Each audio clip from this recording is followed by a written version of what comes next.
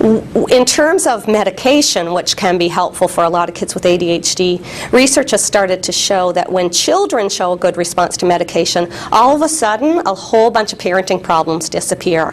That's really good evidence for us that it's the child's behavior that starts to make the parent look like they're being a little bit more negative and giving fewer rewards and that sort of thing. It's a bit of a direction from the child to the parent in terms of that. The same thing happens with teachers. So all of a sudden teachers look like they're much better able to deal with a child when the child's behavior is going better. The important reason to remember that, of course, is that it's easy for both parents and teachers to get into kind of thinking, the parent might think, well, if the teacher just stopped doing this, and the teacher might think, well, the parent should stop doing whatever. It's really easy to forget that, okay, we're all dealing with a child who's got some difficulties here, so how do we come together and work together and recognize this isn't easy, and it's going to maybe make me look a little crankier at times, or I'm going to feel like I'm at the end of my rope at times, and sometimes the best thing that a parent can hear from a teacher and vice versa is, yeah, like, you're right, this is really stressful here, and this is problematic. In terms of peer relationships, we know that half of kids with ADHD have difficulty making friends. That is because those are the children that tend to be much more intrusive. They tend to be the kids who are aggressive, and they can be just too intense. So they're a bit in other kids' face, and kids don't like that. Over time, you see other kids become less receptive to that. I find in sort of primary and grade 1, kids are pretty accepting, and you know, even if you kick them one day, the next day they'll be your friend again, especially if you happen to live next door. Just whoever's around, that's who they're going to be friends with. By grade 3, especially by grade 4 and so on, kids become much less accepting, and those kids that tend to be really intense and intrusive and bossy tend to have far fewer friends, if any. Then you see a lot of them get into kind of being attracted to the problem kids, because those kids are exciting. So the kid that's, you know, willing to drive his skateboard down the middle of the street into, you know, oncoming traffic, the kid that's, you know, really exciting in the classroom because he's yelling at the teacher, can be very kind of exciting to a kid that likes that stimulation, and kids with ADHD tend to like things that stimulate them. A lot of kids with ADHD, there's less sort of social give and take as well. So you'll see, you know, a child might say to another child, you know, I have a cat, I just got a new cat, and she's black, and the child with ADHD says back, I have a skateboard. You know, it's nothing to ask about what that child was just saying, and it's really nothing to do with what was just said to him at all. That tends to turn off other kids too. You'll just see their heads turn and they're moving on to chat with somebody else. In research studies where they looked at kids with ADHD going away to summer camp, so nobody knew anything about them ahead of time, and none of the other kids knew who had ADHD, who didn't. They found within 20 to 30 minutes kids with ADHD started to be isolated from the other kids, because the other kids were already picking up, this child is bossier, this child's a little more demanding, this child is just too in my face. So it's a really important thing for us to be helping kids with who have ADHD.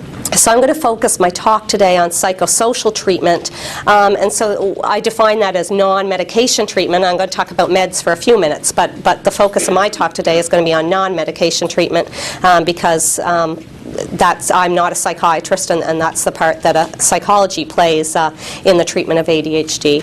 And I believe it's a critical part of treatment for ADHD in any child with sort of moderate to severe attention deficit disorder, if they're having any difficulties aside from what medication can control.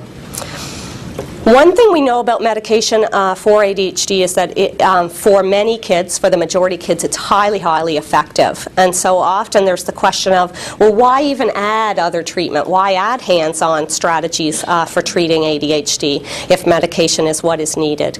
There's a couple of reasons. One is that often by the time medication comes on board or is prescribed for a child, they already have long-standing difficulties. So they haven't ever paid attention to how do you be be a social child who has good conversations with other kids. And so all of a sudden they start medication when they're 9. They've missed a lot of years of getting along with other kids. Likewise in school, they're already, they've already sort of developed bad habits in terms of how you should pay attention in school, how you should deal with the teacher in school, organizational strategies didn't get learned, and such.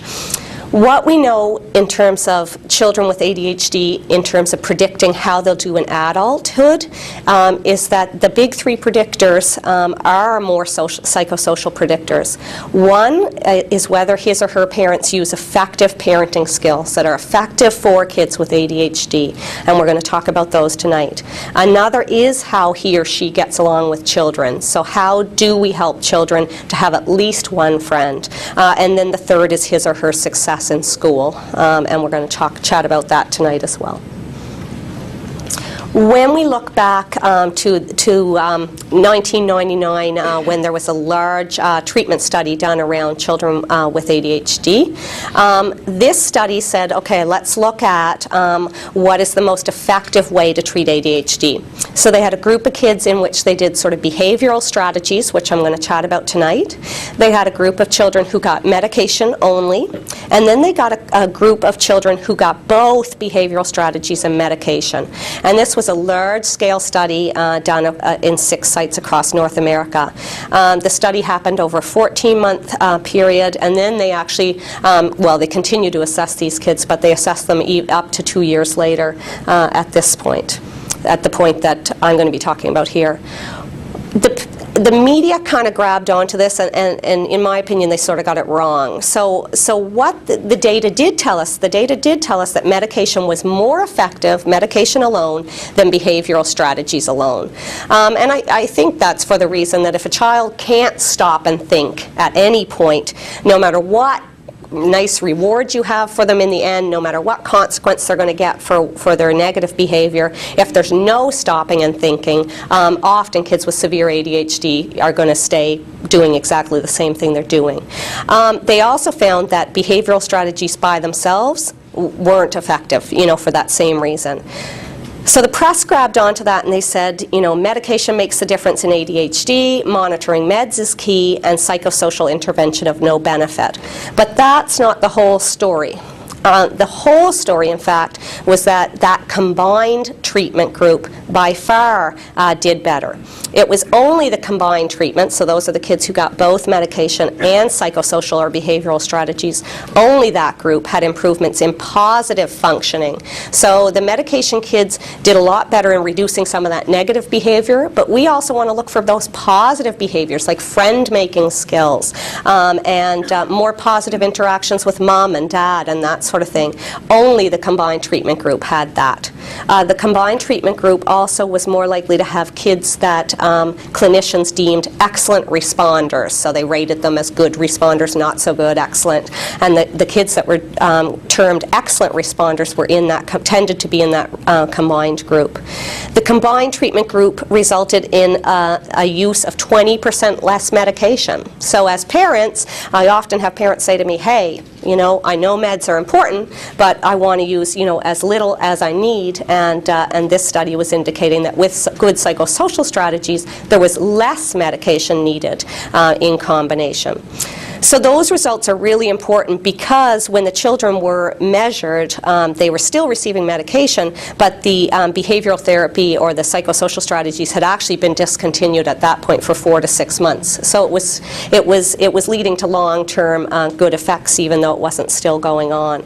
So important to remember that medication's a huge piece with ADHD, and I certainly don't dispute that. But another huge piece, if you want to see more positive behavior, if you want to see really good, excellent response and need for less medication than you would be that combined use of strategies with medication and psychosocial strategies. So that's what we're going to focus on today.